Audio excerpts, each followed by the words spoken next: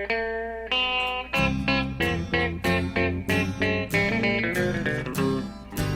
out there, we're on the air, it's hockey night tonight.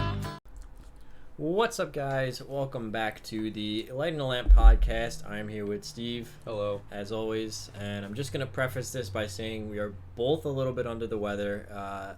That's why there was no episode last week. I got the flu. That sucked. That was miserable. I hope I never do that again. I had strep throat for the first time since I was like 13. I would not recommend. Yeah, so we're both a little under the weather. So if you hear some coughing and sniffling and stuff, that's why. We're going to try to get through this because I wanted to get an episode out for you guys because there's a lot going on in the NHL. So let's start on the injury front. Let's talk about some big injuries. We're going to start with Tomas Hertl for the San Jose Sharks. He's out for the year. I believe it was MCL, ACL. Yeah, it was both of them. He had put up 16 goals, 20 assists, 36 points in 48 games. Obviously, San Jose at this point, if there are any sense of intelligence in the front office, they know they're not making the playoffs, but obviously this is a big loss for San Jose, and will probably impact their trade deadline movements. What are your thoughts on the loss of Tomas Hertl? He was tied with Logan Couture for leading the team in points, and Couture is also out, I think. So to lose your number one and number two scorers like that is not good for any team, especially a team like San Jose. But the silver lining is San Jose wasn't exactly making a playoff push, so this year was kind of a wash anyway, and maybe this will let them sink to the bottom so they can get the draft picks that they needed to start replenishing their farm system. But who knows? Front office in San Jose has made strange trades to try and float the team into the playoffs before, so I just think mostly it sucks for Hertl because he goes to the All-Star game, has an unbelievable showing, was it 5 goals in 2 games, and then gets hurt, and somehow doesn't win the All-Star MVP. What? Yeah, obviously this is a really big loss for San Jose, and we've kind of been harping on the death of San Jose for a long time now, both on this podcast and just in our personal life. Do you think that this, now, they sit 10 points out of the wild card, they sit 11 points out of third in their division. It's not happening for them this year. They are 23, 27, and 4. Do you think that this could finally symbolize and allow management to just hit the reset button, bottom out, and buy into this rebuild? You would hope so. Because San Jose really needs it. They don't have anything in their pipeline anymore because they've just been they did essentially what Detroit did for all those years, which was they just floated the team trying to keep making the playoffs and the attempt under the mindset of you never know what happens when you get in, and it's but when your team is a glass cannon and you have some good forwards up front, 1 or 2 really good defensemen and an okay goaltender, you're really not going to go far. That being said, they played for a Stanley Cup, but that roster was actually really, really solid all the way up front. Lately, this is a shell of that Stanley Cup roster. Those days are long gone. I mean, even Joe Pavelski, longtime captain, left in the offseason. I think he saw the writing on the wall. So, it's not like they don't have pieces that they can move. I mean, they can trade a Joe Thornton if he wants to leave. They can trade a Brendan Dillon, whose name has come up on the market before. I mean, at this point, are we even talking trading Erik Karlsson? I mean, you might. Maybe not this year, or maybe towards the end of next year if you're still in your rebuild, because you did sign him to that 8-year contract. I mean, so burning 1 or 2 years isn't the worst. It's not like it's a 3-year deal. Now you burn 2. Now you're sitting here in the last year we got to get rid of Erik Karlsson. But you have 6 years in that contract. It's a pretty fair market value for Erik Karlsson. So I think you'd probably see him get moved again. Under a lot less acrimonious circumstances this time. His trade from Ottawa wasn't exactly nice and didn't exactly go well. I personally thought it was a mistake for them for him to sign the long-term contract in San Jose, because we personally, like you said, we'd seen this coming. We're this is going to bottom out at some point. They're too old, and they just don't have the foot speed or anything to keep up with a faster league, with a lot of these teams starting to get a lot of these younger teams in their division getting better.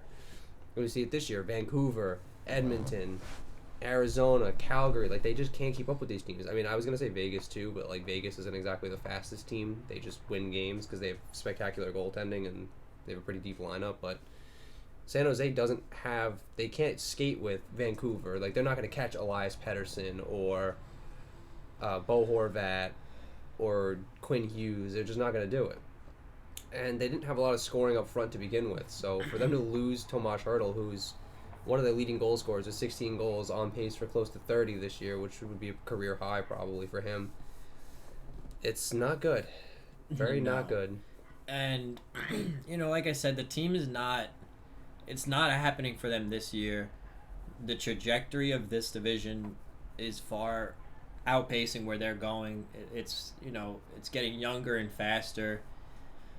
I mean, honestly, if I was San Jose at this point, I'm probably buying into the rebuild. I'm probably bottoming out, trying to bottom out as hard as I can, getting rid of guys like, Joe Thornton if he wants to leave. I think at this point, he's earned his right to retire in San Jose should he choose to do that.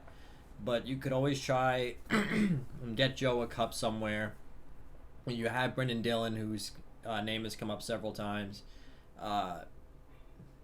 Martin Jones, maybe, if you can find somebody that wants to take him. I mean, he's not exactly a hot commodity, but you can find a team. I mean, maybe somebody out there needs a guy like him. Yeah, I mean, I don't know. I think it's time for San Jose to admit that era of Sharks hockey is not going to produce a Stanley Cup. No. And, I mean, it's hard when, as a fan, to accept that, like, this team that you loved for so long breaks. I mean, like, listen, I watched it happen with the Rangers. I grew up watching those early 2010 teams, and I loved those players. But at some point, you have to realize, like, it's kind of just, Zed is dead. Like, it's over. You got to put it... The only admirable thing to do is to put it down and say, okay, we tried. Because, let's be honest, San Jose really, they tried. They did a really good job of icing a really competitive roster for upwards of 10 years. I mean, between 2009 and 2019, I think they were in the playoffs almost every year except for, like, one or two, and they went pretty far in most of them, running into, like, teams like the LA Kings and the Anaheim Ducks and, teams that were peaking at, like, superstar level where San Jose really wasn't. So they had a small window to win a Stanley Cup when those teams stopped being as good as they were, and they didn't, and that's fine. Time just to, mail it in and say, we're done. We got to tear it down.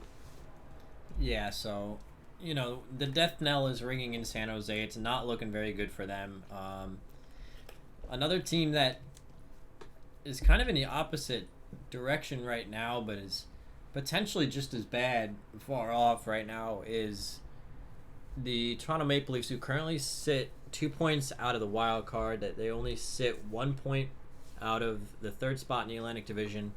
Frederik Andersen goes down. He's day-to-day. The word on the street is that it's a good diagnosis. He passed concussion protocol.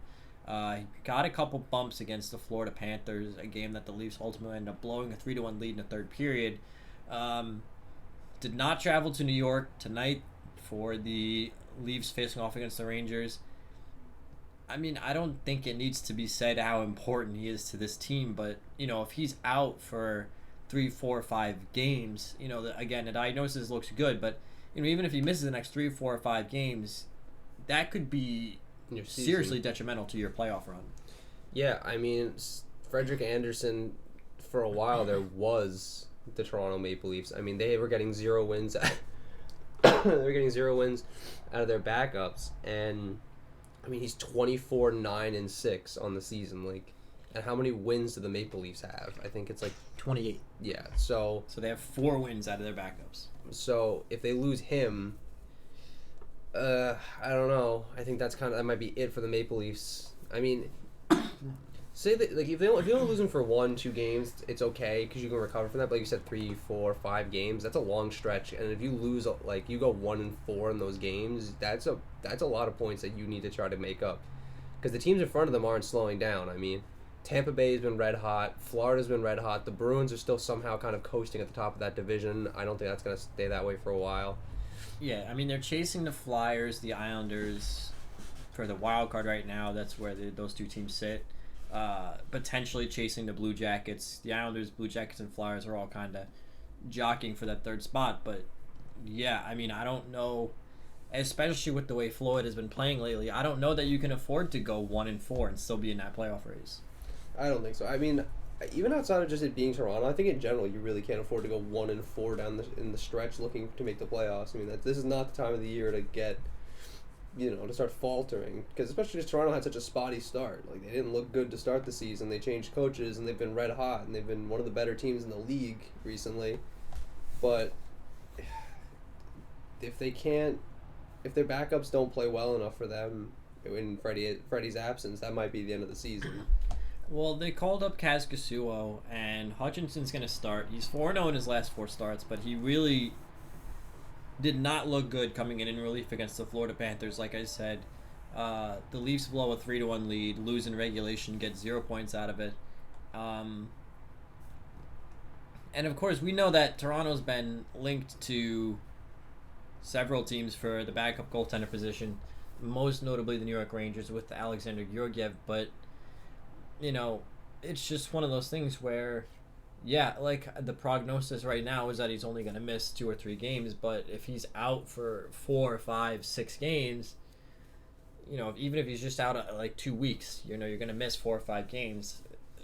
That, it's not getting any easier, especially because a lot of the teams, ahead of the Toronto Maple Leafs, they either have equal games played or the other teams have less. I mean, they don't have games in hand right now to be affording to drop a couple games that, they need to win. The only saving grace for the Maple Leafs right now is that if he misses, say, 3 games, those 3 games aren't exactly tough ones in the Rangers. I mean, the Rangers aren't an easy win, but it's not, you're not playing the Boston Bruins or the Tampa Bay Lightning. Then you get Anaheim and you get Montreal. Anaheim, not really that great. Montreal, they're playing a back-to-back, by the way, with Anaheim in... Oh, no, it's at home and then in Montreal. I thought it was at Anaheim and then in Montreal. Ridiculous. I was like, what? But if he's out, say, 2 weeks from going forward from today, they also have to play Arizona, Dallas, Buffalo, Pittsburgh twice, Carolina, Tampa Bay. Like, these aren't easy games. Their schedule is tough going forward. So they need Freddie because, like I said, Freddie's kind of the only reason they're even in the hunt at this point anyway. Yeah, and, that's not to say that... Look, I mean, I went to bat for Michael Hutchinson early on in the year, saying that the way he was being treated by this organization was not very fair at all, but... I mean, look, let's face the facts. The backup goaltending for the Toronto Maple Leafs has not been good enough. I mean, just flat out. I mean, they were talking today. Ideally, if you're looking for your backup goaltender to start maybe 20 games, they were saying maybe 20 to 25 games at the beginning of the season to manage Frederik Andersen's workload. If you're starting 20 to 25 games as a backup goaltender, you're looking to try to get 25 to 30 points out of those games. And they have 4 wins out of their backups. It's not a recipe for success. No, and this has been a problem in Toronto for the last how many years? Since they've pretty much become hyper-competitive in such a short time with the arrival of Austin Matthews and Mitch Marner. They've had issues with their backup this whole time. I mean, Frederik Andersen's been unquestionably the number 1 in Toronto since they traded for him from Anaheim. Which, honestly, that was such a perfect situation. They had John Gibson, needed to get rid of Frederik Andersen. Toronto needed a goaltender. I don't even know what they gave them for Frederik Andersen, but anyway, Frederik Andersen's been lights out for the Maple Leafs. But they had McElhaney, who was okay. It wasn't great for them, and then they've been trying to ride Hutchinson for the last 2 seasons. And all I keep hearing from Maple Leaf fans is how bad Michael Hutchinson is, and it's like, well, that's kind of your biggest issue, honestly, is that you don't get points from your backups. I mean, well, the problem is when you're, when you pay your forwards the way that you do, you have to save money somewhere. Yeah. And we knew that going in with the way that this roster was constructed. You can't take from the pot and not have a shortage somewhere.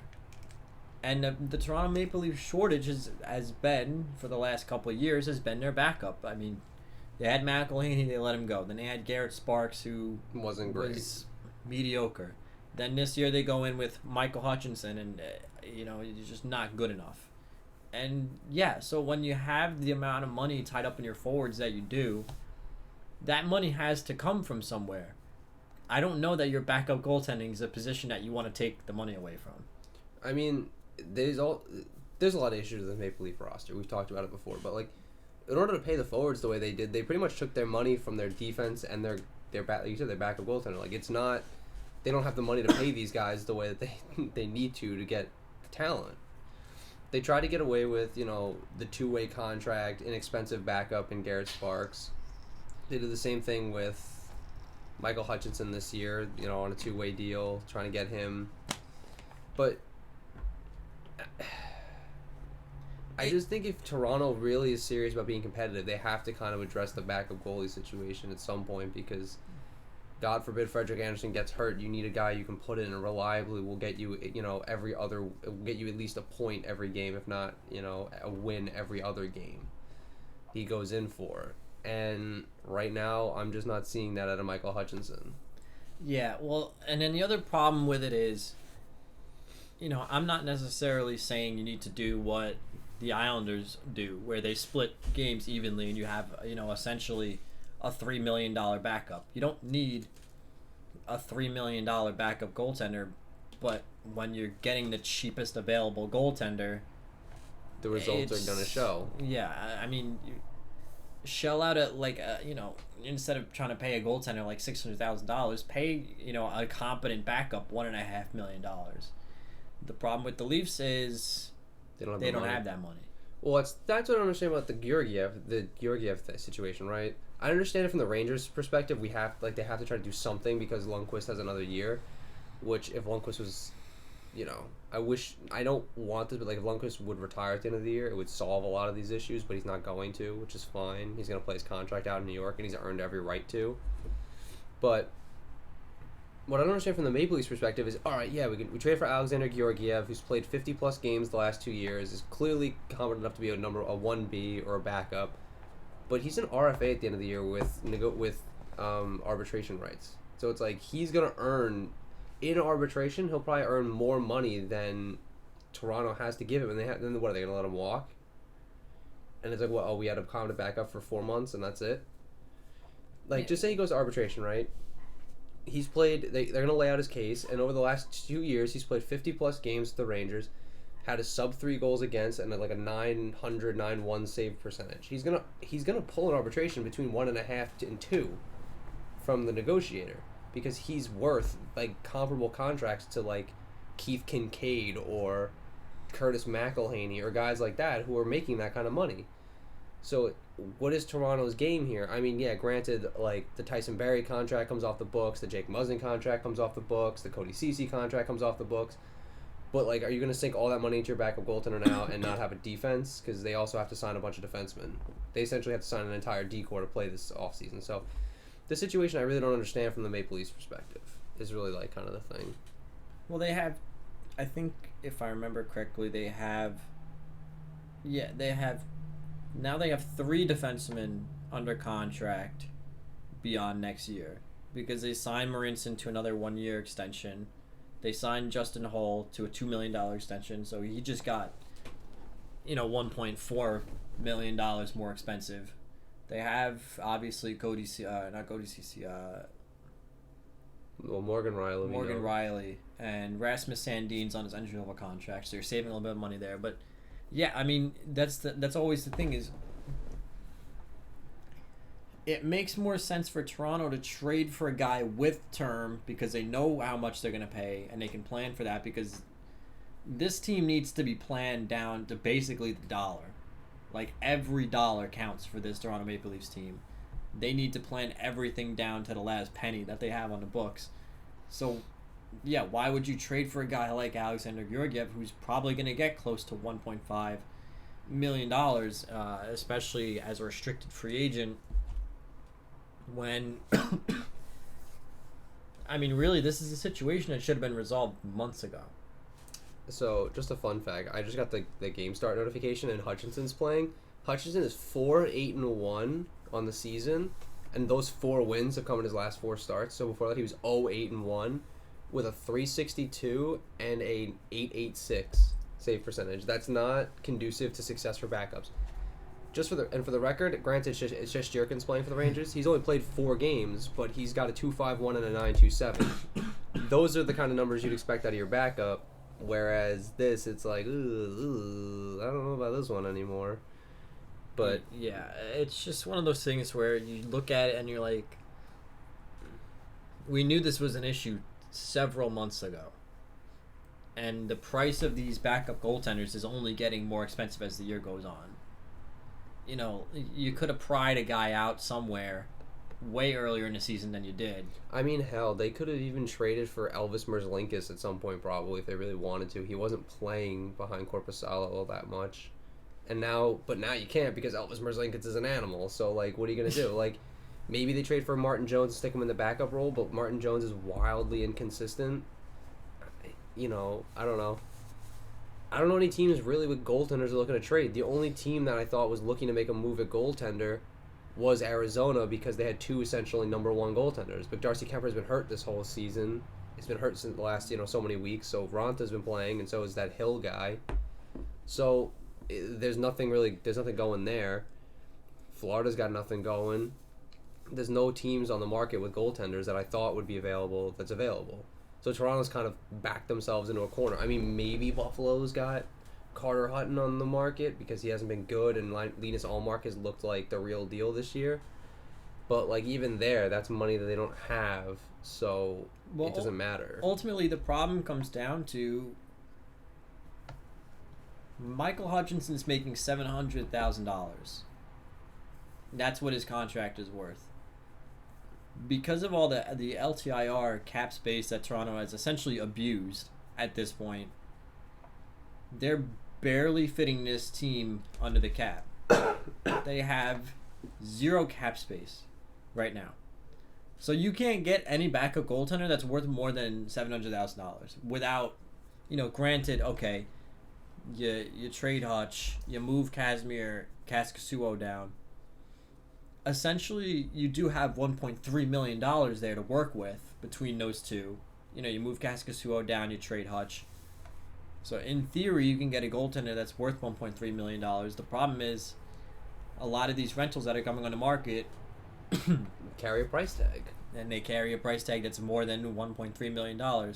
Whereas if you were smart, if you were the Toronto Maple Leafs, you would have gotten a backup goaltender this offseason and been able to work his cap into your plan. Right. Whereas, and for what it's worth, I really think Toronto, for what they've done, have planned around this cap situation pretty well, considering they managed to get Mitch Marner signed. I mean, yeah, did it take a lot of finagling and essentially cap circumvention to get it done? Yeah, of course. I mean, they have 4 guys who are never going to play, wear a Maple Leaf jersey on long-term injured reserve, just eating money. But, like, it freed up the cap to sign Mitch Marner. So you do what you got to do. But it's been planned fairly well for specifically this season. Going forward, it does not look like it's planned all that well because it's all chaos on the books after this because 3 defensemen come up and then 3 defensemen are signed. You have no backup, and then Anderson's contract comes up in a couple of years. And the other thing is Nathan Horton and David Clarkson's contracts come up after this year. So your LTIR is gone now. That's $10 million that you're not going to have. I mean, yeah, but you have that money just becomes actual, like, real cap space then instead of just a long-term injured reserve guy. But still, I know what you're saying. It's like, now you can't play this game. What are you going to start calling other teams? Like, hey, who do you got that can't play anymore that we can stick on LTIR? Let me take on Andrew Ladd's contract and put him on LTIR now. I mean, like, this is kind of off topic, but it's something I saw them talk about on Sportsnet last, I don't know if it was last week or whenever, or it might have even been last year around trade deadline time, but they're talking about how cap space is now an actual commodity on the market as opposed to just a consideration. It's like you actually make moves for cap space or you trade cap to teams to free up money. Like back in the old NHL, you used to be able to trade specifically for money. Like Wayne Gretzky got traded for $15 million cash. Like that doesn't happen anymore. You're not allowed to trade for cash. But you can still, in air quotes, trade for cash because you can trade a player and dump his cap and get the money back. which Right. is just an interesting, weird version where the NHL wanted to get rid of guys getting traded straight up for money. You still get traded essentially straight up for money because you'll get traded for like Andrew Ladd's got to get traded for like a 6th-round draft pick just because they need the cap relief, and he'll go sit on LTIR for a team, and again free up cap space for them. Well, I mean, we saw that when Patrick Marleau's contract got traded to the Hurricanes. Never played a game in a Hurricanes uniform, and the Hurricanes got a first-round pick out of it. Was it Patrick Marleau? I don't remember. Yeah, I know what you're talking about though. Yeah, it was just like it made no like. They cap space is coming at a premium now, and a team like Toronto is willing to overpay for the space because they need it more than anybody else. I think at this point, like that team is so tight to the cap and is going to be so tight to the cap that I really think they might have ruined their chance to win a Stanley Cup. Well, it's one of those things where you have to look at it. Right now, they're projected to have $13 million next offseason.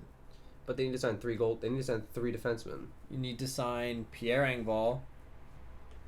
You can maybe sign Jason Spezza. Dmytro Timashov, who's coming off his entry-level deal. Frederick Gauthier is definitely going to make more than $675,000. I mean, maybe not a lot more, but he's going to make more. Cody Cece's not going to make another $4.5 million, so you're going to save money with that. But Jake Muzzin. Jake Muzzin's probably going to ask for another $4 to $5 million contract, especially if he's playing as much hockey as he has for them. Right. Where he's basically been playing in every single situation.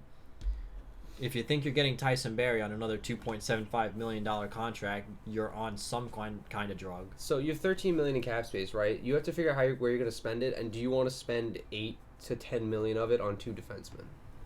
Because in theory, bringing Tyson Barrie back and Jake Muzzin back isn't the worst thing the Maple Leafs could do.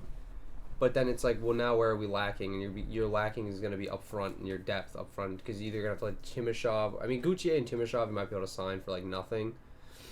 But, I mean, it's not as bad of a situation as it could be.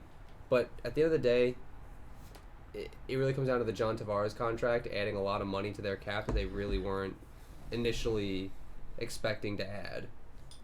And they still need to sign a backup goaltender if they don't trade for one because Hutchinson and Kaskasuo come off the books. So do you now plan for a $1.5 million backup? Do you now budget some money for that? Yeah, exactly. I don't know. Toronto's in an interesting spot. Yeah, and another Canadian team that's in a very interesting spot right now is the Calgary Flames, who currently sits, I believe, 3rd. They are in the second wildcard spot right now. They're 3 points ahead of the Nashville Predators. They're only 1 point behind the Golden Knights, 2 points behind the Oilers, 5 points behind the Canucks. We know how close the Pacific is, but some real bad news on the injury front. Mark Giordano goes down with an injury. Not really sure. The status is unknown at the moment. Did not take practice today. And the reports that we're hearing is that it is a potential hamstring tear.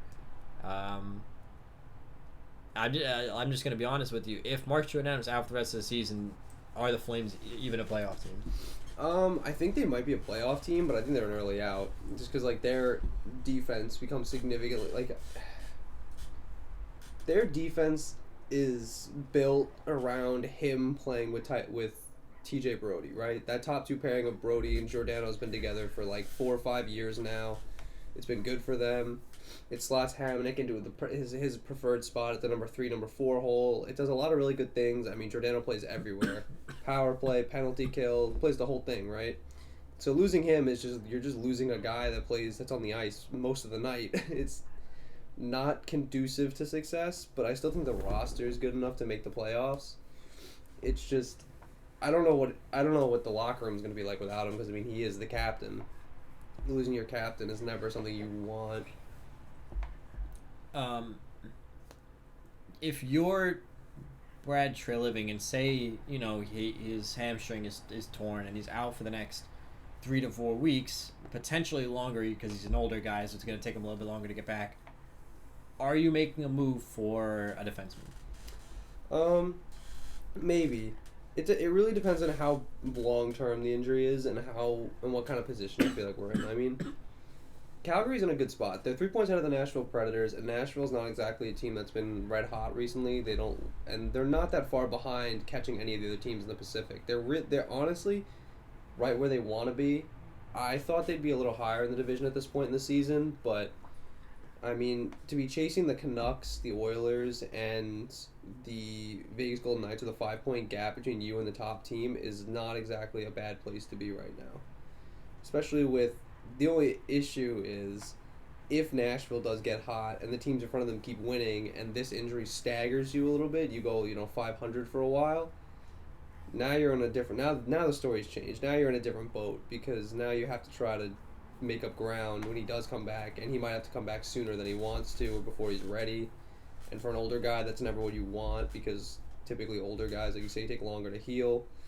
So it's just an interesting situation. I really don't know how Calgary's going to manage it. I don't know if they have somebody in their farm system they want to bring up to fill like a bottom, play in the lineup and just move everybody up, or somebody they want to play in that spot specifically. But it's going to be interesting. Well, because this is a team that a lot of people, myself included, predicted to be competing to win the Western Conference. A lot of people put them, I would say, as really one of the only known commodities in terms of effective teams. We knew that, the Kings, the Ducks, and the Sharks were going to be bad, but in terms of teams in the Pacific Division, we put them as one of the only known effective commodities in that division, and they've been struggling pretty much all year since right out the gate. I mean, a lot of that was probably due to the whole Bill Peters situation, but it's just interesting that at this point we're talking about a playoffs that does not include a team that last year won 50 games and didn't really see any significant roster turnover other than maybe you could argue Mike Smith leaving for the Edmonton Oilers. Yeah, but David Riddick pretty much had the reins by the end of that last season anyway, and David Riddick's been running with it this season. The coaching situation was really probably a damper on their beginning of their season, and Johnny Gaudreau just hasn't looked like Johnny Hockey this year. I don't know what's up with that. Like, he hasn't looked like the guy we all know and love, He's not scoring. I mean, he's putting up points, but he's not scoring goals the way he used to. I mean, he's not going to light the league on fire, but you still expect 20 to 25 goals out of Johnny Hockey, and right now it doesn't even look like he's going to do that.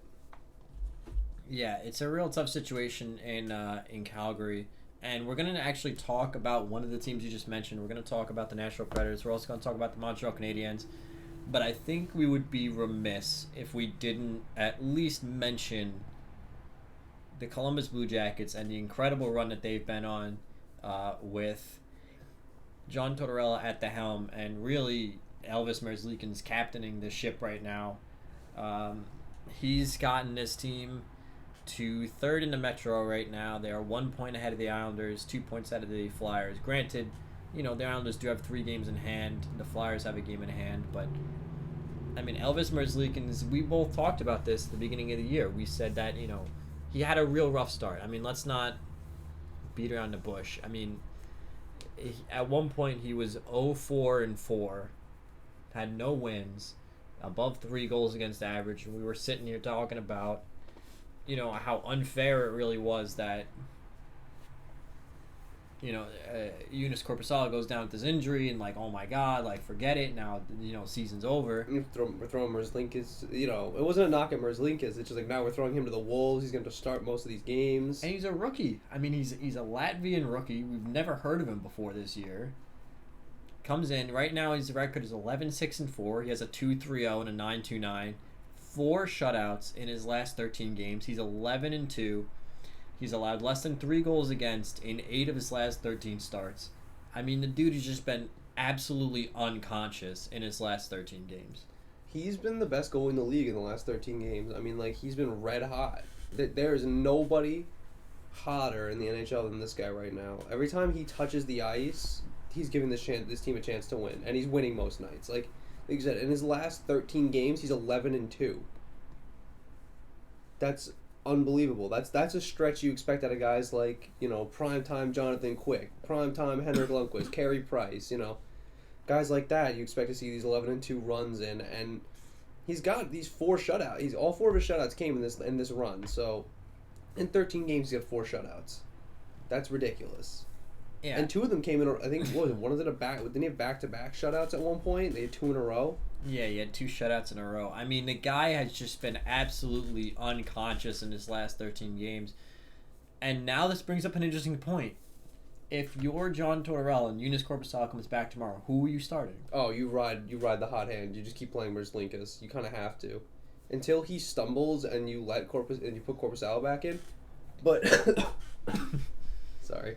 Like I said at the beginning of the show, we're both dying. So if for some reason Merzlikins, it gives you a good opportunity to shelter Korpisalo to come back to make sure he's 100% before you throw him back into the starting job, because if Merzlikins just keeps playing well, there's no reason to put Korpisalo in to play those games that he's not ready for. If his knee's not exactly healthy, or I don't know if it was a knee injury or groin injury. There's some lower body injury. Yeah, so like if it's say he's just like, we'll just say his knee, right? Like his knee's not ready to play, like then you don't have to play him, because Elvis is in the building. Like he's here and he's ready to play, and he's proving he's ready to play because, like I said, the guy's an animal. This stretch is unbelievable, just insane, and we knocked him pretty hard. And that's not to say like we didn't think he was good. It was just like we didn't think it was fair to him that the team was going to have to do this to him, especially because at that point the Blue Jackets were red hot, and we thought, well,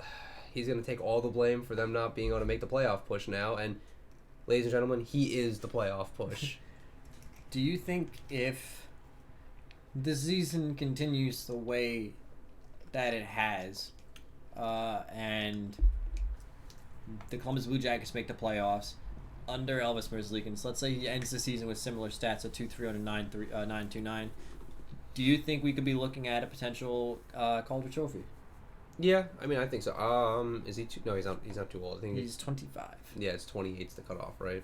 26 maybe? I don't know. Artemi Panarin won it when he was like 24, so 38.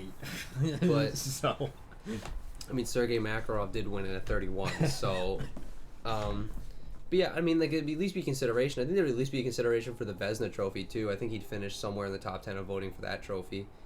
Honestly, and if he's not even like discussed a little bit for the Hart Trophy at that point, then I don't know what the meaning of the Hart Trophy is. Most valuable to his team, like there's nobody more valuable to their team, maybe outside of Connor McDavid, than Elvis Merzlikins right now.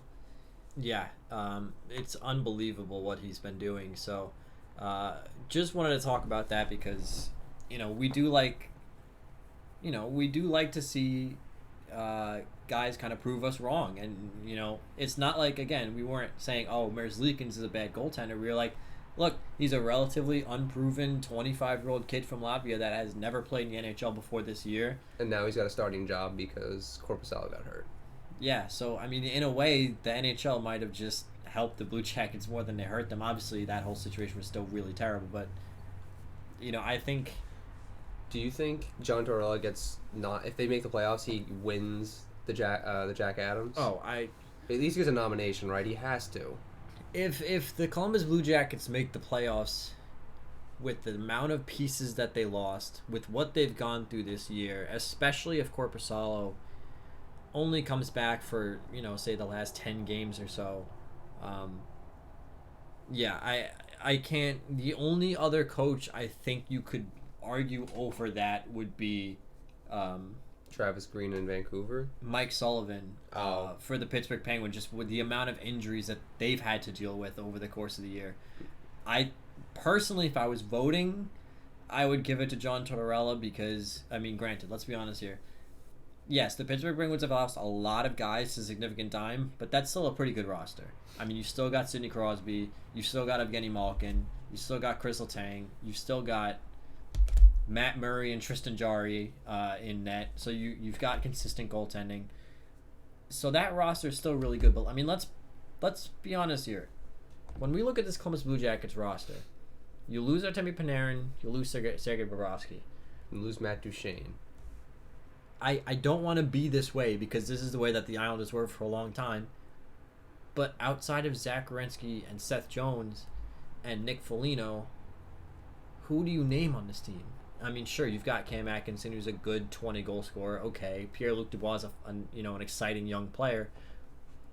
Alex Texier, again, is an exciting young player, but we only know these guys because we're in the hockey world. I mean, from an outside perspective, outside of a guy like Zach Kerensky, Seth Jones, Nick Foligno, I mean, who do you know on this team? Nobody really. And again, that's not a knock on the Blue Jackets because that's Blue Jackets hockey. I mean, it's a lunch pail mentality. Yeah, I mean, next man up, everybody do your job. If everybody does their job, we'll win hockey games, and they've been winning hockey games. But, I mean, you can't understate losing your starting franchise goal, two-time Vezina goaltender, and your elite top line, at this point, 100-point left wing, or left or right wing, Artemi Panarin. You can't understate how much losing those guys hurts, and yet John Tortorella's got this team galvanized to a point where they're like, all right, well, we're just going to go play Blue Jackets hockey, and it's been working. Yeah. I mean, he's really built that, like, us against them mentality into, into this team's psyche, and it's working. I mean, they really believe in themselves, and they're out to prove everybody else wrong, and hell, they're doing a great job of it. I mean, they're third in the Metro, one of the most competitive divisions in hockey, and they're in a divisional spot where they managed to climb into a divisional spot. It wasn't like they were sitting there and stayed there. They climbed from like the basement of the division. They were near the Rangers in like 7th, 8th, 6th, and then they just climbed. Now they're sitting in number 3, and knocking off good teams along the way. Yeah, I absolutely think if this team makes the playoffs, that John Tortorella will at least get a nod for the Jack Adams Trophy. He kind of has to. He just has to, and well deserved. Let's talk some teams that aren't doing so good. And I picked 2 teams that I thought were very interesting. And one of the reasons why I want to talk about them is just the divergence in where the team is at versus where the roster's at. So we're going to talk about the Montreal Canadiens. Right now they sit at 25, 23, and 7, 57 points. They are 8 points out of the wild card, 7 points out of the third spot in the Atlantic. And the reason I wanted to talk about this team is that this team is a team that's going in 2 entirely separate directions.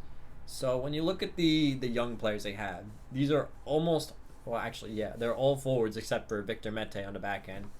You've got Max Domi's 24, Yoel Armia is 26, Philip Deneau is 26, Drew Ryan's 24, Gallagher is starting to get up there, he's 27, Nick Suzuki's 20, and then Victor Mete is 21. So if you take Victor Mete out of the situation, you can see the direction that they're building the forward core in. I mean, clearly, this is the core of the forwards going forward. Right.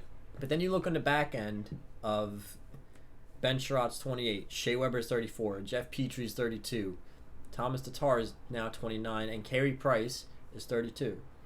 It's just very interesting to me that they're in such a weird spot where you can see the future forward core, and you're like, wow, like this is what this is going to look like. But then your defense and your goaltending are all aging out. And I guess really the reason I wanted to bring them up is, what do you do at this point? I mean, do we both agree that they're not a playoff team this year? I mean, yeah, they're too far out at this point. I mean, they're too far out because the team isn't. It's not like they got a couple bad bounces. They've been playing pretty much to their identity. And their identity is a really inconsistent middle-of-the-road hockey team. They're not good enough to make the playoffs, and they're not bad enough to pull a top 5 pick, which is kind of the situation they've been in the last however many years. They've been kind of in this middle-of-the-road stuck, and honestly, a lot of that has to do with Carey Price. The fact that you have Carey Price in net, he's going to win you 20 to 25 games a year easily by himself. So that right there disqualifies you from being bad enough to get a top 5 pick most years. And they did make the playoffs in 2016, and they got eliminated by the New York Rangers, but that was a very different Montreal Canadiens team. I mean, that still had Alexander Radulov on the top line. This team, like you said, like you see the direction that Marc Bergeron's building his forward core in, but it's being built on the shoulders of a really aging defensive core. I mean, like the addition of Ben Sherratt's nice. I like Ben Sherratt. I think he's only 28. He could stick around for a little while. But then Petry, Weber, and Price, all north of 32. That's a little iffy, especially because Carey Price. I mean, there's nobody in that pipeline after Carey Price. Yeah, and the reason that this team is so interesting to me is that you can see again the direction that the forward core is going in, but and to be fair to them, they've had some injuries this year. I mean, losing Drouin hurt a lot. Yeah. He was doing really well for them. I still think that should have been a call or something on Ovechkin the way he hit him. He came from a long way to hit him when he wasn't looking. I mean, yeah, and it's just unfortunate that it resulted in an injury to a guy that was clearly very important to the team because the team took a nosedive after that. I mean, he's the number one center. Yeah, and they did lose Gallagher for some time this year, but my point is, look, these guys are all in the 24, 27 age range. So you can see that, they're building the forward core for the next 3 years out. But by the time those 3 years out comes, Shea Weber's 37, Petry's 35, Carey Price is 35. I mean, even a guy like Thomas Tatar is 32 at that point. I mean, it's just weird.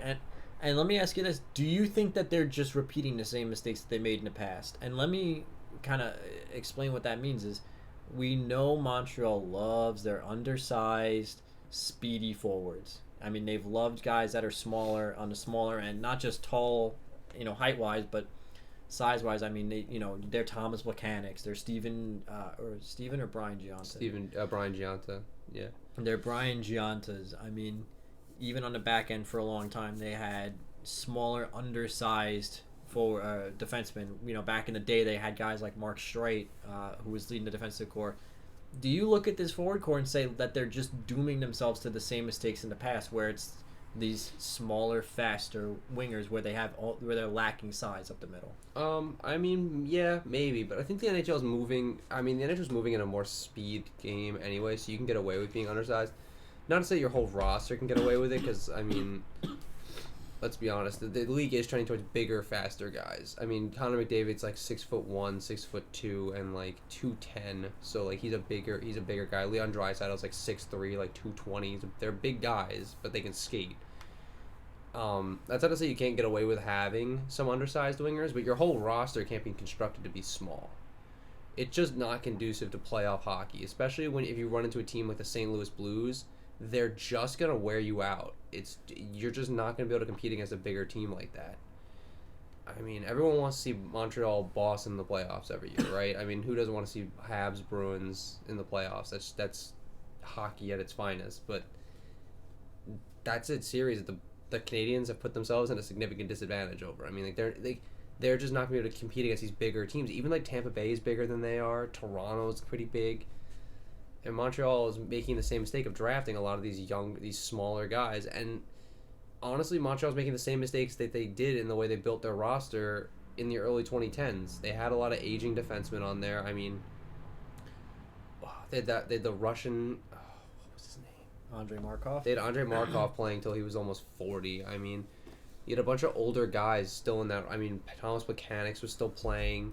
You had some older guys in this roster, and they had some young talent. I mean, you had Max Pacioretty at the time, Brendan Gallagher, Philip Deneau. Like, you were looking at this going, okay, we see where they're going with it, and then that didn't work out. They didn't win a Stanley Cup. They got to the Eastern Conference Final once against the Rangers and lost in 6 games. After that, they really weren't that competitive, and it's looking like this roster is going to do exactly what that roster did. They're going to maybe make the playoffs, maybe make one deep run, and that's kind of it. Let me put it to you this way. A large majority of these forwards that are on this list right now, the young forward core, are 6 feet or less. Again, and the height's not everything, but even just the way they play. I mean, Yoel Armia is 6'4", 213. So he's a big boy. But, Philip Deneau 6'1", 201. Okay. Max Domi's 5'10", 192. Drouin is 6 foot, 197. Gallagher's 5'9", 184. Suzuki's 5'11", 201. Tatar's 5'10", 183. And Victor Mete, their back-end piece of the future, 5'9", 187. Yeah. I mean, I don't get what Montreal's obsession with undersized players is, but it looks like they're building the same roster that they had back in the day. Yeah. And it's not... If you can't win with Carey Price, let's be honest here. The next goaltender that the Montreal Canadiens get is not going to be Carey Price. No. There's absolutely no way that you're ever going to get... Not that you're never going to get, but there's no way that you're gonna lose a guy like Carey Price and then pick up another Carey Price. I mean, it's just not happening. It just doesn't happen. He was a transcendent talent most of his career. So you're arguably going to take a downgraded net. So you're going to have the same type of roster with a worse goaltender. Yeah. And with that transcendent talent and that original roster, like I said, they went to the Eastern Conference Final once. And they struggled to make the playoffs most years. So you take a downgrade net, now do they even make the playoffs at that point, you know? It's like, Especially because teams like, the Bruins are aging, so they're probably going to hit, their peak. They're probably going to peak out pretty soon, but teams like the Lightning are still pretty young. The Florida Panthers are still pretty young. The Toronto Maple Leafs are very young. We can see the pieces falling into place for the Ottawa Senators. The Buffalo Sabres are still like a couple pieces away. I feel bad for Sabres fans, but that's a whole. Well, I'm just saying, like that's a team that's pretty much on the rise. Like that's a team they're gonna have to compete with if they want to make, the playoffs. And it's just one of those things where, what do? Do you at this point in Montreal? Are we talking trading Shea Weber in the middle of a Norris type season? Are we talking trading Carey Price? I don't think you're ever talking trading Carey Price. I think Carey Price retires a Montreal Canadian just because that's the right thing to do. I mean, he gave his blood, sweat, and tears to that team for how many years now? But Shea Weber might be an interesting one. I don't know what you'd get for him on the market with his contract and his age because that contract is really toxic. I mean, the Flyers baited Nashville and just having to sign him to this ridiculous deal because they signed that 10-year, $100 million like offer sheet, and then the Nashville had to match. So, I mean, the contract's tough to move Weber, but I mean, even a guy like Petrie, do you see them try to trade a guy like Jeff Petrie out? I mean, it's tough. It's a really interesting spot to be in. And at the end of the day, I don't know how to fix it. I mean, like, I'm glad I'm not in the GM chair because I wouldn't know what to do here. Yeah, it's just one of those things where you sit there and you're like, wow, okay, I can see where this is going, but how are we going to get there? Yeah. Like, which problem do I want to fix first, and which is the most pressing? Is the replacing Carey Price down the road the most pressing issue? I mean, I would argue yes, but what does that do for the time you still have Carey Price? Does that mean you're going to take that nosedive and with an aging defensive core and try to make a run for it now while drafting and developing a younger goaltender, or do you make a move to try to get younger on defense so this way you do have a little bit more of an experienced D-core by the time you're ready to replace Carey Price instead of having them both be really young and inexperienced, both your goaltender and your defensive core? So let me ask you this. Are we officially closing the book on this chapter of Montreal Canadiens history? I think so. You think it's time to move on? I think it's time to do something because they need to figure something out because they're constantly just not good enough. In a division where, in theory, it was wide open for a couple of years there. There were only 3 really good teams, and in theory, this year there are really only 4 good teams in the division. They should be the 5th, but they're a distant 5th to how good the rest of those teams are. I mean, Boston. Tampa Bay's been playing like the 62-game winners they are from last year. Toronto's been up and down, but Toronto's still scoring their way out of jams, so they're going to continue to do that until the cows come home.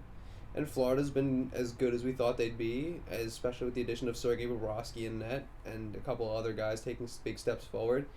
And Montreal's just not taking any steps. Like, they're not taking any steps forward or backwards. They're kind of just stagnating, and that's dangerous because now they're stuck in the middle. You never want to end up being just mediocre because then you end up like the Minnesota Wild. Drafting between like 11th and 16th overall, never good enough to get never bad enough to draft in the top 10, but never good enough to be making Stanley Cup runs, so it doesn't matter. And you effectively just waste like 10 years of your franchise. So I agree. I think I'm closing the book on this chapter of Montreal Canadiens history. I think they need to build from the back end up because clearly the forward core is in place. I'm okay with taking this forward core in the future, but we got to get a backup. We got to get a young goaltender and some more young defensemen here. I mean, just for like a record, like we're not just saying they're mediocre. They're literally middle of the road in every important statistic in the NHL. 16th in goals for, 19th in goals against, 14th in the power play, 21st in the penalty kill. So they're average or below average at literally everything. Yeah. So which, even you even it out, evens out to a mediocre middle of the road hockey team who's winning too many games to be. They're essentially the New York Jets of the NHL right at this point. They're not good enough to make the playoffs, but they're not bad enough to get into where. They're not bad enough to get those picks that they need, and every game they win just lowers their draft stock.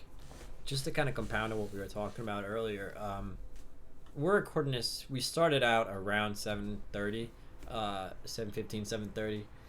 The Rangers just scored 2 goals in 6 seconds on Hutchinson and lead the Maple Leafs 3-1. That's That's the kind of stuff we were talking about. No offense to the New York Rangers, but the Leafs need this game way worse than the Maple Leafs. The Leafs need this game way worse than the Rangers do. And if they lose tonight, yikes. That'll be 2 in a row, blowing a 3-1 lead to the Panthers. I mean, again, it's not a knock at the Rangers. The Rangers just in reality aren't in the playoff hunt. I mean, they kind of are and they kind of aren't. They're like 10 points out. They're like between 6 and 10 points out on any given day because of how it shakes out in front of them. But I mean, the Maple Leafs need this game. They need to keep pace with Tampa Bay and Florida, and they're just not doing it right now. Big yikes. Big yikes. Yes, big yikes. So, another team in somewhat of a similar situation, a little bit better off just because of how weak some of the teams in the West are, but the Nashville Predators sit at 25-20-7. They have 57 points. They are 3 points out of the wild card, 7 points out of the Central Division. The reason I want to bring them up is they're in a similar situation to the Montreal Canadiens, where they have aging core pieces, but they're in a little bit of a worse spot in terms of age. You don't really have a lot of young guys, but they're still somewhat in their competitive range. But I wanted to bring them up because, again, this was a team that a lot of people had pegged for challenging for top of the Central, if not the entire Western Conference, and right now they're sitting outside of a playoff spot. I mean, I had them winning their division. Nobody thought St. Louis was going to come out of the gate, swinging the way they have. I mean, they're sitting comfortably atop the Central Division, comfortably atop the Western Conference. I mean, the St. Louis Blues are the best team in the Western Conference, and nobody's going to argue about that.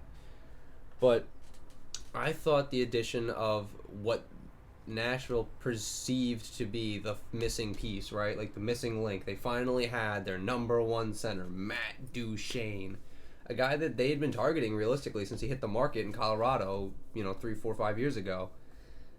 And they get him, and they immediately take a nosedive because, I mean, the PK Subban trades is what it is, right? I mean, I don't think that really affected the roster all that much. I mean, it is a whole because it did alter their power play. Because, I mean, now the power play is like one of the worst in the league, and they don't have that guy, so that hurts. I mean, Ryan Ellis went down with an injury for a little while there after he got elbowed in the Winter Classic.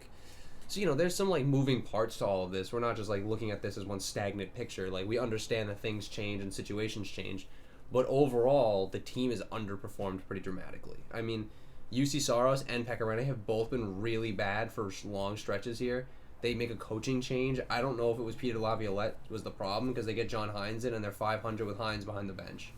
And that's not to say Hines is a bad coach. It just seems to be that this roster they're showing their true colors. Like maybe last year some really exceptional goaltending masked a lot of issues that they had. Like maybe they had a lot of these issues and they just were masking it with exceptional goaltending, the way the Ottawa Senators did when they went to the conference final that year. Like they were red hot. They had really good goaltending. But everybody's pointing, saying, like, the analytics are saying this is a bubble that's going to burst. They can't do this again. And now Ottawa's one of the worst teams in the NHL. It's just weird because your leading point guy is Roman Josi. And we all know how good Roman Josi is, so that's not a knock on him. But, I mean, all these guys that they've brought in over the years to be the guys. I mean, they brought in Ryan Johansson. They thought he was going to be it. He's kind of been, okay. They brought in Philip Forsberg, who had a really good first year, and then since then he's kind of just been okay. They bring in Matt Duchene, again, kind of just been okay. I mean, here's the thing with Duchesne, right? Like, you're paying him, what is it, $7.5 million or $8 million a year, whatever it is. Yeah. He essentially got, like, the Kevin Hayes contract, but, like, it was way more warranted to give Matt Duchesne the Kevin Hayes contract than Kevin Hayes getting the Kevin Hayes contract. That's a whole other issue, because at least Matt Duchesne has been, like, an 80-point guy in his career, you know? But he's not producing like he's worth that contract. I mean, he's got 35 points in, I'd wager, the high 40s, if not the closer to 50 game mark at this point. So you'd at least expect him to be a point per game or more, right? Because you're paying him like a point per game kind of guy. Yeah, he's getting $8 million a year. Right, to be sub point per game, to be like a 60-point guy on this roster, and there's no reason he can't be an 85-point guy on, like, this roster is good. I mean, Victor Arvidsson, Philip Forsberg, not really Nick Bonino, but like Ryan Johansson, Kyle Turris, Ryan Ellis, Matisse, like, he's got talent to play with, and it's kind of just not there. Like, they just, I don't know, we're looking at all the stats. The only thing they have going for them is their top 10 in goals for per game. But that's also to go with that being the fact they're 26th in goals against. So, like, this is a team that's built its identity on having a strong D-core and good goaltending, isn't getting either right now. Well, I was going to say, it's very weird for us to be talking about the Nashville Predators and be talking about a team that's top 10 in the league in goals for. I mean, that's just not the Nashville that we knew for so long.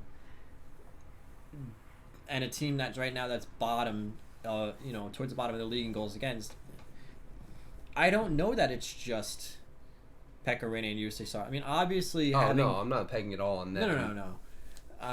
But we have heard a lot about, the goalies aren't getting it done. You know, they both have above a 3 goals against average and a below a 900 save percentage. Obviously, that doesn't help, but I think that this might just be this roster trying to be something it's not. I think when they lose PK Subban and they lose, bring in Matt Duchesne, I think that there's been a concentrated effort to score more goals in Nashville, but I mean, let's be honest here, is that really the way that this roster is built? I mean, for a long time, they were a very good, strong defensive hockey team, and that's what won them games. I mean, they were one of the most structured teams in the league. I mean, you had Barry Trotz and then Peter Laviolette. And Peter Laviolette changed the structure a little bit. He was a little more, push the pace, score a little more goals. But even then, they were never an offensive powerhouse. They were good enough offensively to complement how good they were defensively. They were able to win games 2-1, 3-2. Occasionally they'd erupt for 4 or 5 goals, which it's not a lot. Erupting for 4 or 5 goals isn't a lot, but that for those rosters that was a lot, and that carried them to a Stanley Cup final. I mean, that's realistically what got them there is the fact that they played a really structured, disciplined game, and like you said, maybe they're trying to be something they're not. Maybe they're trying to be Toronto Maple Leafs West, and okay, sure, if you want to play that kind of game, you need, the only team that I think could do it would be a team like Chicago because they have DeBrincat and Patrick Kane and Jonathan Taves and that rookie that right now that's having that incredible run. He's got 10. Yeah, he's got 10 goals in 10 games. If you want to be the Toronto Maple Leafs again, John Tavares, Austin Matthews, William Nylander, Mitch Marner, Morgan Riley, Tyson Barrie, you want to try and play that kind of game, okay, fine. You need that kind of talent level. You need guys that can play that way. And Duchesne and Forsberg and Bonino and Johansson, that's not these guys. I mean, they even think Granlund's on this roster. I mean, and he was supposed to be the next big thing in Minnesota, didn't pan out. Now he's playing middle 6 minutes on the Nashville Predators. Kyle Turris was the next big thing in Ottawa. Now he's playing middle 6 minutes because he's playing behind Matt Duchesne, and which honestly isn't a bad thing for him. He's actually been pretty good for them this year. I'm not knocking Kyle Turris. It's just that it's weird that they're taking on all these guys who are essentially has-beens. That's not and it's not to be mean. It's just true. Kyle Turris was projected to be this top flight, high end number 1 center, and he kind of in his prime rounded out to a really good number 2. And there's nothing wrong with that. But they have 3 essentially number 2 centers on this roster now. 4 if you count Mikael Granlund. And it's just one of those things where when you look at the ages of this roster, Ekholm's 30, Ellis is going to turn 30 this year, Yossi's 30, Bonino's 32, Duchesne's going to turn 30 this year, Johansson's 28, Kyle Turris is 31, Pekka Rinne is 37. I don't know that this roster has the pieces in place to even if, let's say, they hit a rebuild, or not a rebuild, like a retool, Right. and they missed the playoffs this year, and they try to come back for next year. Now you're talking 31 for Ekholm, 30 for Ellis, 31 for Yossi. I think the clock is ticking. I don't know that you can afford to hit a 3-year retool situation in this To be competitive again. Nashville. I mean, you would have to deal with the goalie turnover, and they're in the middle of that retool because Pecorine would either would have to retire. I mean, he'd be getting up towards 40. Goaltenders generally don't play into their 40s. It just doesn't happen unless you're Dominic Hasek or Marty Brodeur. It generally just doesn't happen, just like the stress and wear and tear on their bodies. And Pecorine's been in the league since he was like 19, 20 years old. I mean, he's been in the league almost like 20 years at this point. He's got nothing to prove. He's been good. He's been one of the best in the West quietly for a long time, on the Nashville team for a long time that was kind of flying under the radar, making the playoffs. I mean, you have UC Saros, and I think UC Saros, I'm still really high on UC Saros. I think he can be a number one, but like you said, I don't know if goaltending is all of the issue here in Nashville. I really don't. Like you said, I really think this might be them trying to be something they're not, and they're playing too loose, and trying to play too fast, and they're just not working. I mean, they're giving up the same number of goals as they're scoring, which is a really interesting stat that they've hit an even like that. But with that being said, the 3.25 goals for their scoring per game is top 10 in the NHL. The 3.25 goals against they're giving up is 26th in the NHL. That's a big issue. I mean, when you're scoring net even, and when the one stat pretty much says you're sitting at the bottom of the league, that's not good. And their power play's traditionally been pretty okay. It's been, usually top 15. It's been mediocre. It's sitting 25th. Their penalty kill, which has usually been top 10 in the NHL, very good, is 26th. Bottom of the league at 75%. So and maybe bringing in John Hines was maybe to get back to that more structured defensive game, because let's be honest, when he was with the Devils, those teams didn't score a lot. He kind of really brought in the talent, and it was just like, all right, well, we're not really that talented up front right now. Maybe we just bring in a couple guys. We'll play some defense. We'll make the play, and they made the playoffs. I mean, but that being said, I don't know if John Hines is the right coach for right now in Nashville, because Nashville needs to win, and John Hines in his career has made the playoffs once. So, given that we both kind of generally agree that this is a roster that should be competing now, and granted, they're only 3 points out of the wild card, so they're by no means out of the playoffs. Stark contrast, by the way, with the Canadiens, both teams have 57 points. The Canadiens are 8 points out of the wild card, 7 points out of the Atlantic. So they're by no means out of it, but if you're in Nashville Predators management right now, are you willing to accept a season without playoffs at this point? I mean, this season, no, because we're too close. 3 points, 7. I mean, you're not looking to make your division at this point. You're not looking to catch Dallas or Colorado. Let's forget about that. That's that ship has sailed. You're looking just to get into the playoffs, get into the wild card, hopefully cross over, knock some team off in the Pacific, because let's be honest, any team in the top of the Pacific is probably as good as a mid-tier team in the Central. I mean, that's just on display because of the point differential, right? They have 57 points. They're 7 points out of their division, but only 3 points out of the wild card, and the teams holding on to the wild card are Central Division or Pacific Division teams. I mean, like you said, they're trailing Calgary by 3 points. They get into that second wild card. They pull St. Louis in the first round. That's an oof. You don't want to pull St. Nobody wants to pull St. Louis. Nobody wants to pull St. Louis in that first round. St. Louis looks scary. Jordan Binnington still got ice running through his veins. Ryan O'Reilly looks good. David Perron's having an all-star season. Pietrangelo is looking for another cup. I mean, that's a scary pull. You get into the first wild card, though. You somehow managed to knock Arizona in the second wild card, and now you're looking at a matchup with a team like Edmonton, Vancouver, Vegas. These are more favorable matchups, because in theory you have more talent. Okay, you don't have more talent than the Edmonton Oilers, because the Edmonton Oilers have more talent in 2 players than most teams have in entire rosters. Yeah, but you still have as much talent and more experience than the Vancouver Canucks. You could take the Canucks to 7 games and win. You could take the Canucks to 7 games and lose. I mean, that's a good series. That's a toss-up. That's a matchup that you're like, okay, I'm okay with this one. Not St. Louis. That's yikes, but. You know what I'm saying? So this season I don't know what you do. You have to do something. Do you add a defenseman? Do you add a defensive forward? Do you make a changing net. I mean, do you trade somebody like Pekka Rinne for somebody else, a little younger? I mean, that's not going to happen. Like, that's just not going to happen. But you know what I'm saying? Like, it's little pieces, or is it maybe just they need a little time with John Hines? Because John Hines has had them playing better hockey recently. I mean, they've gone 500 under him. I mean, is it going to show me their last 10? I don't know if it'll do that, but yeah. But anyway, so like Nashville's been better as of recent. So it's just one of those situations where are we saying that our definition of success for this Nashville Predators roster went from okay, I lied. Maybe they aren't that great in their last 10. Are we saying that the definition of a successful season for this Nashville Predators roster has gone from compete for the West to just make the playoffs? I think so. I mean, I still think this season's I think this season overall is a failure, no matter how you have to look at it. Like, if you're management, you're like, all right, we made the playoffs, but this is still a failure because we know where we wanted to be and where we thought the addition of Matt Duchene put us.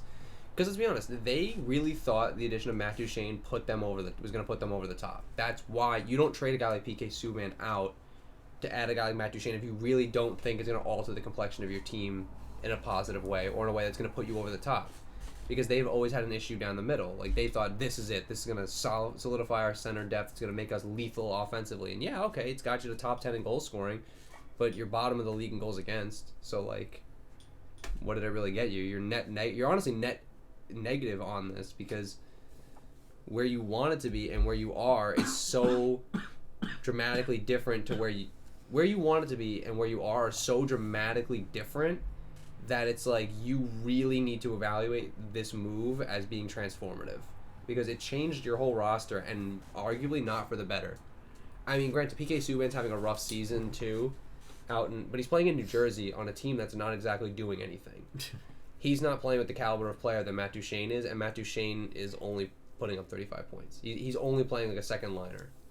Yeah, it's just we have to really take a look at it and say, where are the Nashville Predators? You know, because there are, let's be honest here, there's an upper echelon of teams that are Stanley Cup competitive. You know, I would argue Blues, Avalanche, and Stars all fall in that category. Obviously, teams like the Bruins, Capitals, the Lightning. I would throw the Lightning in there as bona fide Stanley Cup contenders. Then you have your bubble Stanley Cup teams right now. Your Pittsburgh, the Islanders. I would even throw the Maple Leafs, maybe Maple Leafs in there. Maybe the Arizona Coyotes. The Panthers. Goaltending hands up. Florida, I would say, is in that conversation. So then you have those teams, and then you just have the teams that are happy to be in the playoffs. Right. You know, no offense to any of the teams about a name, but just making the playoffs is a great season for the Blue Jackets. Just making the playoffs would be a great season for a young Canucks team. You know, the Edmonton would finally end their drought. It's all about perception of where these teams are, and they're right. Columbus is happy just to make the playoffs because after everything that happened in the offseason. Vancouver, it's a step forward for them to be just making the playoffs, right? Like you're happy because okay, we made a step forward, we're in the playoffs. Next year you want to add to that. It's not like we're just happy. They're not just happy to keep making the playoffs and doing nothing. And I'm not doing this to step all over your point, by the way. Yeah. It's like, but now it's like, where's Nashville? Nashville's a team that should have been in either that bona fide Stanley Cup contender or that bubble Stanley Cup contender conversation where they were last year and the year before. I would argue, and now I'd argue they're a bubble playoff team, and that's not something you should be happy about. You don't go from Stanley Cup contender to bubble playoff team, and go, oh, you know what, it happens. There's something that needs to change here. So I guess ultimately my question to you is, you know, we can kind of start to wrap up on this point. You know, like we just closed the book on the Montreal Canadiens chapter. If this Nashville Predators team is struggling to make even the wild card right now, what kind of team do we see them as this year, and what kind of team do we see them as for the next 3 years? Are we still looking at a competitive roster, or are we starting to fall down on the other side of the cliff and come down? I think we're looking at a relatively competitive roster. I think they'd still be The real hard thing for them is that they're peaking at their tail end of their like window is coming right as the Dallas Stars and the Colorado Avalanche and the St. Louis Blues are all hitting their hyper competitive period. It's like we talked about, what was it, the last podcast, the podcast before, we talked about timing and how bad timing can really screw a team. I mean, like, the San Jose Sharks, like, put it in perspective, the San Jose Sharks were really good in the early 2010s, but they ran into arguably three really hyper-competitive teams all at the same time. Anaheim, Chicago, and LA were all super competitive, and granted, Chicago's not in their division, but those other two are in their division, and they were losing points to these teams every night. So, and in the new playoff format, when you have three hyper-competitive teams sitting on the top of the division, like the Dallas Stars, the St. Louis Blues, and the Colorado Avalanche, you now kind of have to look at it and go, all right, well, where are we in comparison to those teams? And I would argue they're worse off than a lot of those teams are.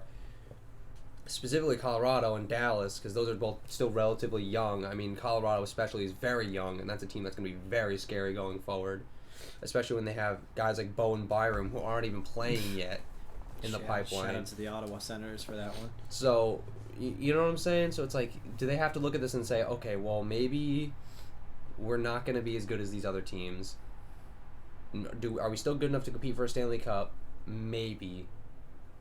Are we going to invest time into being like, the San Jose Sharks, saying, hopefully maybe one day we get lucky, we get a couple, we win a series, get hot, and we just tear these teams apart and get in the Stanley Cup final again? Or do you not necessarily tear it down, but say, okay, maybe we take 3-4 years, we retool this, we just become one of those teams that's just kind of happy to be in the playoffs for now, and then when we get, we get these guys some experience, we get UC Saros, the playoff starting experience, and then when we're ready to be competitive, he's ready. Dante Fabro would only be like 25, Forsberg's only 28, 29. So now you're in like a window here. I mean, everybody else on that list is going to be like 32, 33, but like that's still competitive, it's still serviceable. And now you're ready to make a push because now you're really realistically only going to be competing against a Colorado Avalanche team and maybe the Dallas Stars. Because St. Louis, I don't see staying competitive more than 2 or 3 years because that roster's a little older. They're not exactly a scoring team either. So with a team like Colorado coming into the picture who can score a lot of goals, I see them kind of fading by the wayside. And the other question is, what kind of team do you want to be? Do you want to be a classic Nashville defense first, lunch pail, hard hat kind of team, or do you want to be the Toronto Maple Leafs West, like the Colorado Avalanche literally are the Toronto Maple Leafs West? Like, it's all this upfront talent, all this goal scoring, and do you want to be that team? If so, then I think you need to reconstitute your roster makeup, because clearly that this team isn't built to run and gun, and that's not a knock on this team. I mean, like, not a lot of teams are built to run and gun. The Islanders aren't built to run and gun. The Bruins aren't built to run and gun. Like, some of the best teams in the league aren't built to run and gun. The teams that you generally are running and gunning are teams that are out of the playoffs that are just playing to play.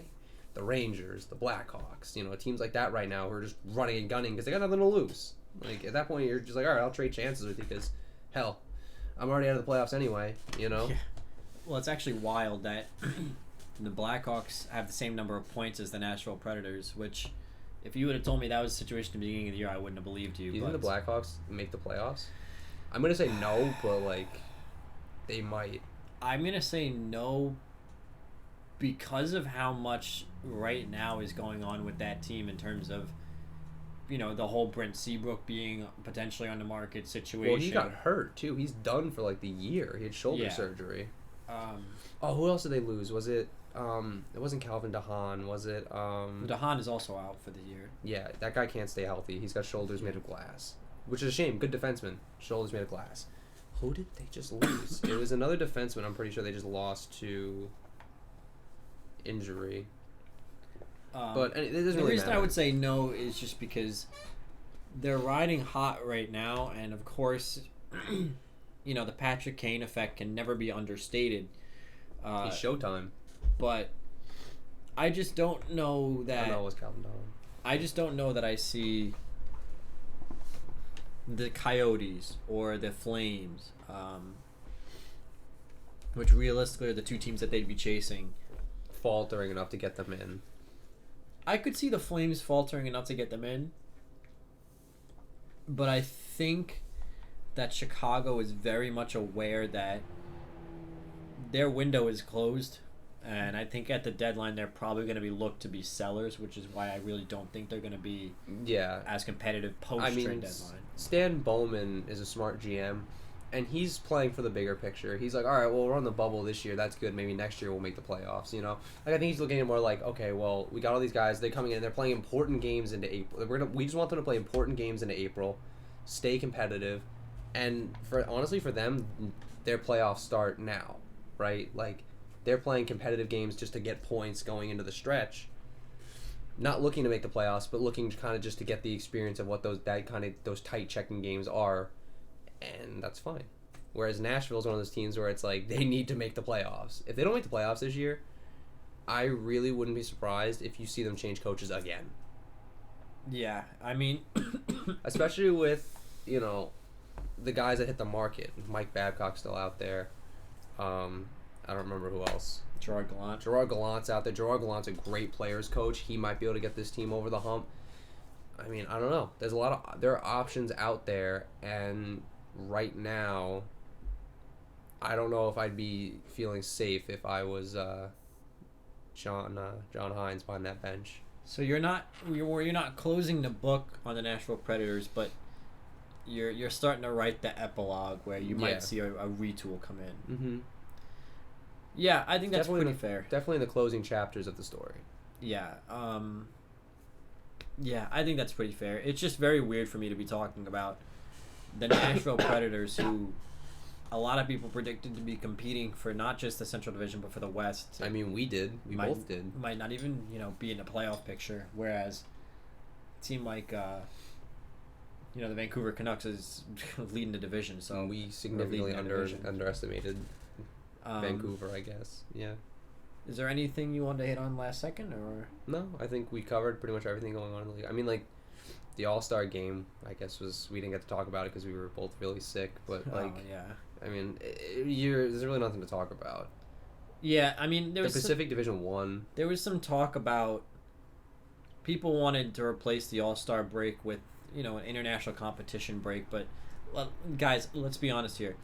That's never going to happen, because if you're a GM of an NHL team trying to make the playoffs, are you going to willingly vote that instead of having your entire roster get a week off, are you going to vote to put your players in another 5, 6, 7, you play 3 round robin, divisional games and then the playoffs? Are you going to vote to put your roster through another 5, 6, 7, 8 competitive games, not just an all-star game where nobody cares, 5, 6, 7, 8 competitive international games, and run the risk of injury? I mean, remember, this is one of the reasons, outside of the money, this is one of the reasons the NHL doesn't want to go to the Olympics anymore.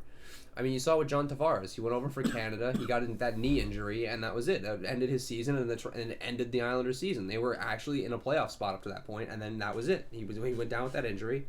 That was the end of it for him. And I know the players want to go, and I know the players want another World Cup of hockey. And look, let's be honest here: is the NHL All-Star Game great? It was kind of boring. I mean, I kind of fell asleep, honestly. There was really nothing of noteworthy there. But at the same time, if you're a general manager, you'd rather that. Are you gonna vote? Say yes. I'm gonna let my star players, not just play in an all-star type game where there's no defense and nobody really cares, and there's no checking. Really, the only risk of injury is an errant stick or maybe the goaltenders. I'm not voting to put my team through another 5, 6, 7, 8 games, miss out on that week break, and have some of my players come back injured. Did I love the World Cup of Hockey when it was on? Yeah, it was awesome. It was a great competition. But the GMs are never going to vote to replace All-Star break with 8 competitive hockey games. No. Your best bet's we're going to get another preseason World Cup of Hockey, which is fine. That's cool. I would rather that... Honestly, I'd rather either see it before the season or after the season. After the season, the guys will still all be in shape so they can play. Before the season, they're kind of out of shape, so but whatever. It was still fun. And that team North America was exciting to watch. The under-23 team, that was nuts. You had McDavid, Matthews, and Eichel playing together. It was like, what? But anyway, yeah, the All-Star game is it's the All-Star game. I mean, it's the way it's been for the last, however many they've done, the last 70 All-Star games. The only suggestion I have that makes the All-Star game more interesting to me would be if we did it the old way where there was captains and then you did the draft. You drafted 3-on-3 teams. I think that could be fun if you had 4 captains. I would argue what they should do is make 3 captains and then have a 4th team. The 4th team there just be the U26 under 26 team. That'd be really fun. Or the all rookie team. Bring in a 3-on-3 rookie team and then have 3 captains. Draft the rest of the players, because to me that was a little bit more fun. You got to see like, oh, Ovechkin gets to play with, Brent Burns. That's never gonna happen, but it was interesting. I mean, I liked it. I also thought the draft itself was fun because the players had fun with it. I mean, the most fun part of All-Star Weekend is the super skills, when you see them just kind of like dick around and have fun with each other, and like, because there's nothing on the line. Like, it's just like, all right, well, we're all just hockey players, we're all buddies. Like, let's go out there and just have some fun. The only competition that's kind of serious is the save streak, and it's really only serious for the goaltenders. Everyone else is kind of just trying to make moves and score. Like, yeah. And even then, the goaltenders aren't like going out there to really hurt themselves. I mean, the one that I thought was really neat was that Shooting Stars competition where they had them all the way up in like the second deck shooting pucks at the whatever. The fact that they gave Ryan O'Reilly the one that went into the top was not like, he hits the back of the thing and gets the point, but Mitch Marner did the same thing and didn't get any of the points. So I was like, come on. What they could also do is they could do 2 teams. They could do obviously it would be, this would be kind of difficult because every team needs an all-star, but if you count the rookie team, you'd have, you do an Eastern All-Stars, a Western All-Stars, an all-rookie team, and then, for the competition, you could do like an alumni team. Have a bunch of like old guys get out there, since it's 3-on-3 and nobody cares anyway. I mean, it'd be kind of cool, like old. Like, I mean, the Blues did it really interesting way. They brought out a bunch of really cool alumni. I mean, like Al McInnes is still shooting rockets at over 100 miles an hour at 51 years old. Like, that Brett was Hull ridiculous. is still hammered from the All-Star, from the Stanley He's Cup. never gonna recover from that. He's literally like, I'm convinced they found him somewhere laying somewhere with the Stanley Cup, like in a ditch or something, just in the middle of his bender with the Stanley Cup, and they were like, Brett, we need that, and he's like, we went Blues. We went Blues, and it's like, all right, Brett, you're okay. Yeah. I mean, there's ideas you can make the All-Star game more interesting, but as it stands right now, it's just the All-Star game. So next week, I mean, we're getting down to crunch time, folks, here on trade deadline. So it's 3 weeks away. Yeah, trade deadline is February 24th, so we're gonna keep our eye out for that. If we have any more injury news, trade news, obviously there's a lot going on this time of year. It's getting knuckled down. Teams are really starting to try to make that playoff push, so we'll keep you posted on all that. And I'm excited for the next 3 weeks because there's a lot of potential trades flying around. Generally, the week before the deadline is going to be the most interesting because teams are going to look to get it done before the deadline, because then the price spikes at the deadline and you don't want to pay that premium. So I'm excited for trade deadline. We're going to keep you guys posted, and we will see you guys next time. And again, apologize for the coughing. We're both still on the IR a little bit, but we wanted to get this episode out for you guys. So hopefully by the time next week rolls around, we'll be cleared and good to go. Yeah. So thank you guys for bearing with us, and we will see you guys next time.